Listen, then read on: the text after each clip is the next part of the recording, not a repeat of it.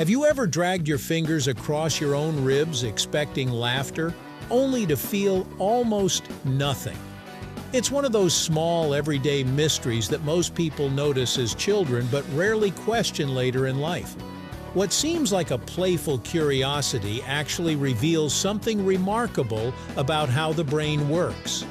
Today, we're exploring the science behind why self-tickling doesn't work, and what it tells us about how the human mind handles touch, right here on History of Simple Things.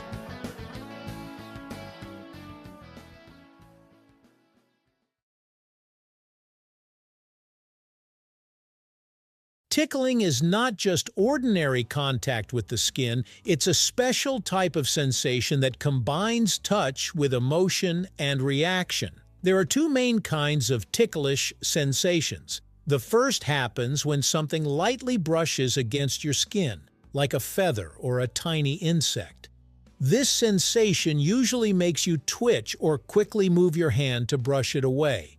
It's your body's way of checking whether something harmless or potentially irritating is present. The second kind is stronger and more playful. This is the tickling that makes people laugh, twist, and try to escape. It usually happens in sensitive areas such as the sides of the body, under the arms, or the bottoms of the feet. These reactions don't happen just because of pressure on the skin. They depend on how the brain processes the sensation. When you try to tickle yourself, the physical movement is the same, but the reaction is weaker. That difference comes from how your brain handles signals created by your own actions. One of the brain's most useful skills is planning ahead. Before you touch your own skin, your brain already predicts what the touch will feel like. For example, if you move your hand toward your arm, your brain calculates where your fingers will land, how hard they will press, and when the contact will happen. Since you control the motion, the brain has all the information it needs to prepare. Because the sensation is expected, your brain reduces its intensity. It treats the touch as routine, not surprising. Now imagine someone else reaching toward you. Even if you see their hand coming, you can't predict every detail. Their movement might change speed or direction at the last moment. This uncertainty creates tension, and when the touch finally happens, the reaction is stronger. Tickling depends on this element of uncertainty. Without it, the sensation feels ordinary instead of amusing. Deep inside the brain is a system that constantly compares what you plan to do with what you actually feel. This system helps separate self-generated sensations from external ones. When your fingers move across your own skin, your brain already knows the source of the sensation. Because it recognizes the action as self-made, it reduces the importance of the signal. The touch still happens, but it feels dull rather than surprising. This filtering system is necessary for daily life. Without it, every movement would feel overwhelming. Imagine noticing every tiny motion your body makes, from shifting in your chair to brushing your sleeve against your arm. It would be exhausting to process all of that detail. By lowering the intensity of expected sensations, the brain keeps your attention focused on what truly matters. Scientists tested the role of prediction using carefully designed experiments. In one study, volunteers controlled a machine that touched their skin while they moved a lever. When the machine responded instantly to their motion, the sensation felt mild and predictable. Researchers then introduced a tiny delay between the movement and the touch. The device still followed the same path, but it happened just slightly later than expected. That small change made the sensation feel less familiar. Participants reported that the delayed touch felt more ticklish than the perfectly timed one. Even a difference of a fraction of a second was enough to confuse the brain's expectations. This showed that tickling depends not just on touch itself, but on how predictable that touch feels.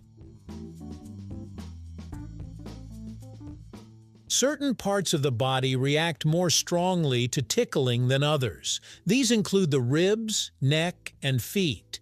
These areas are naturally sensitive because they protect important functions. The ribs shield vital organs, the neck supports breathing and circulation, and the feet help maintain balance. Because these regions are important, the body reacts quickly when they are touched unexpectedly. In the past, sudden sensations in these areas could signal danger, such as crawling insects or other threats. Fast reactions increase the chances of staying safe. Tickling may be connected to this protective response. The twisting and laughing movements that happen during tickling often move the body away from the source of contact, creating distance from whatever triggered the sensation. Tickling is closely tied to social behavior. Most tickling happens between people who trust each other, such as family members or close friends. For children, playful tickling helps develop coordination and awareness of their bodies. The reactions, laughing, squirming, and moving, encourage physical control and quick responses.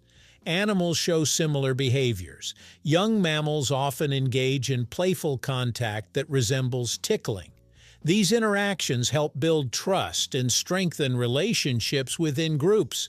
In this way, tickling goes beyond physical sensation. It becomes part of communication, bonding, and shared play. The inability to tickle yourself is part of a broader system that keeps sensory experiences manageable.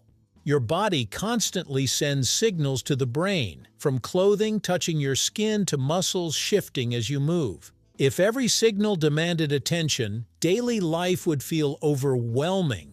Instead, the brain focuses on unexpected sensations while fading predictable ones into the background. This is why you stop noticing the feeling of a shirt against your shoulders after wearing it for a while. Self-generated touch falls into this predictable category, so it feels less noticeable. Tickling works best when something stands out from expectations.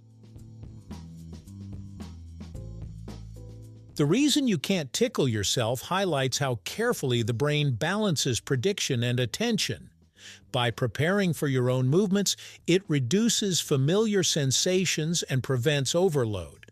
This system keeps daily action smooth, but it also removes the surprise that tickling needs to work. What begins as a playful puzzle turns into a clear example of how the mind handles touch, movement, and awareness. The next time laughter bursts out when someone tickles your side, it won't feel like a mystery anymore. It will be a reminder that your brain is always working ahead of you, quietly shaping how you experience the world. Thank you for joining us on this journey through the history of simple things. Don't forget to like, subscribe, and stay tuned for more stories woven through the smallest details.